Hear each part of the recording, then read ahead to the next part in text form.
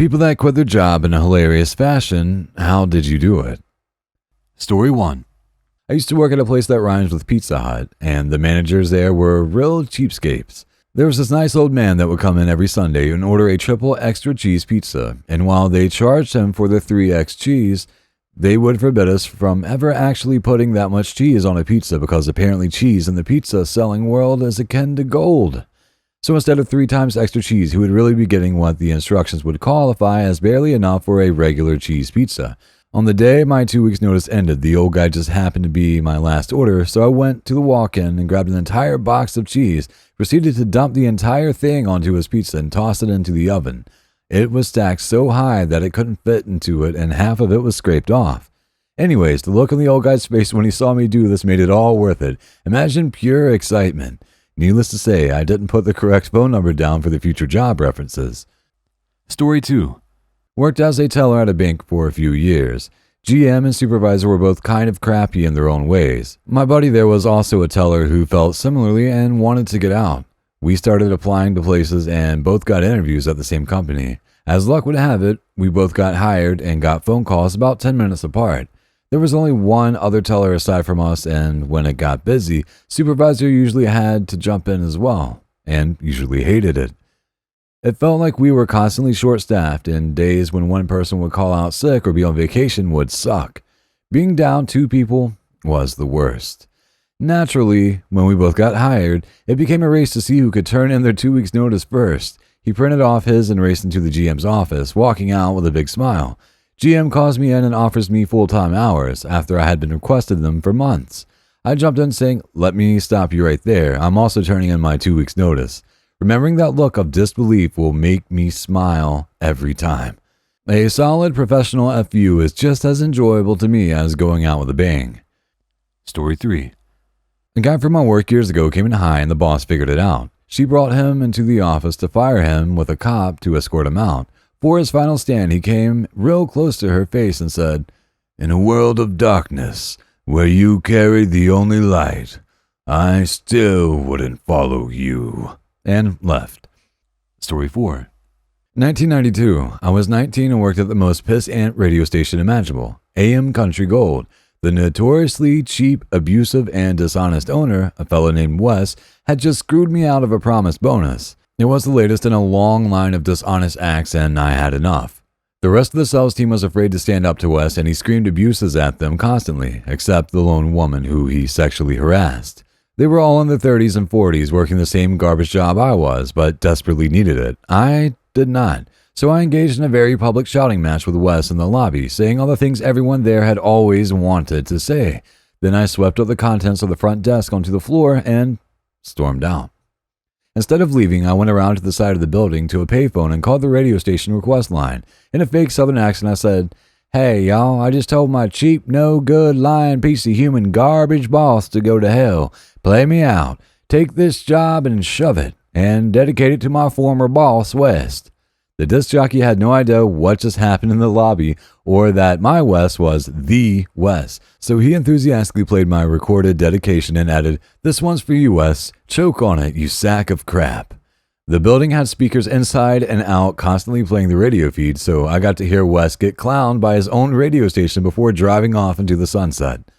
Story 5. I knew someone who worked in a really shitty call center. His boss never had time for anyone. When he went to tell his boss that he was leaving, the boss waved him out of the room as he was on call. So he wrote "I quit" on a post-it note, stuck it on the boss's screen, and just walked out. Story 6. I used to work for a telecommunications company. My mom was very sick over the last 3 months of her life, so I had to go home most weekends to see her. It's a 6-hour journey to get from where I work to the town where I'm from. When her birthday came around, I requested a couple days off that I had saved for the specific occasion. Yet, the days off were denied because we were approaching a busy time of year for sales. At this point, I hadn't mentioned what was happening at home because, well, I was always taught that you keep your work and personal lives separate. But I said to my boss, who at the time I saw as a pretty compassionate person, she never took any issue when I got sick or was late for whatever reason. But when I told her, she just looked at me point blank and said, "I don't want to hear this."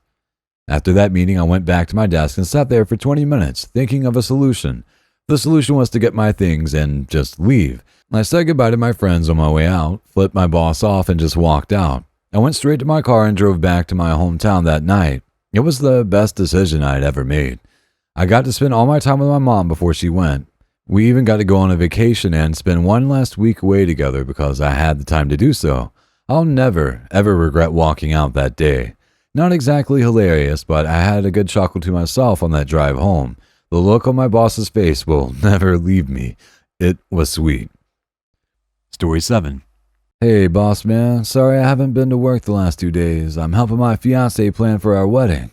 Anyway, I wanted to let you know I found a new job with the state, so I'll be starting there in 2 weeks, basically when I get back from my honeymoon. Yeah, timing's great, right?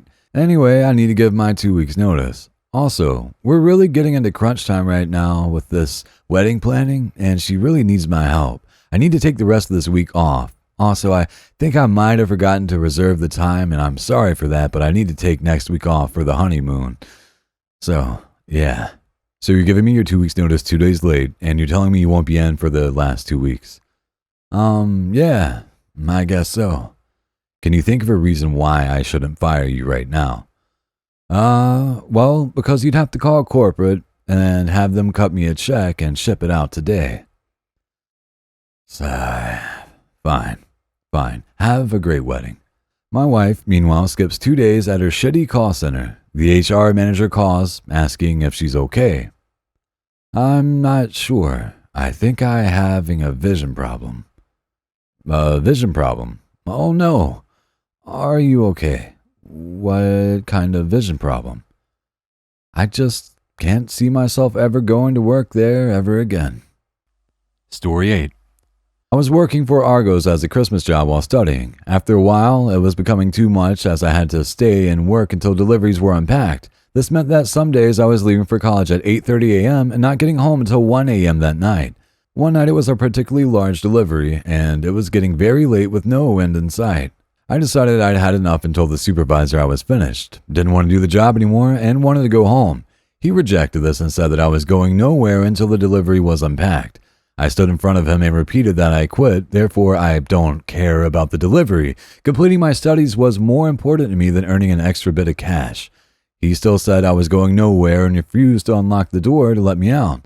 Despite feeling I had a case for false imprisonment, I decided to take matters into my own hands. I ran out of the fire escape door and down the street, never to return. I always remember the sound of a fire escape door making a big dong as it hit the metal railings, and I made my escape to freedom. We sincerely appreciate you taking the time to watch our YouTube video. If you find our content helpful and enjoyable, please click the subscribe button to stay updated on any new videos we share in the future. Thank you once again, and we hope to see you in our next upcoming videos.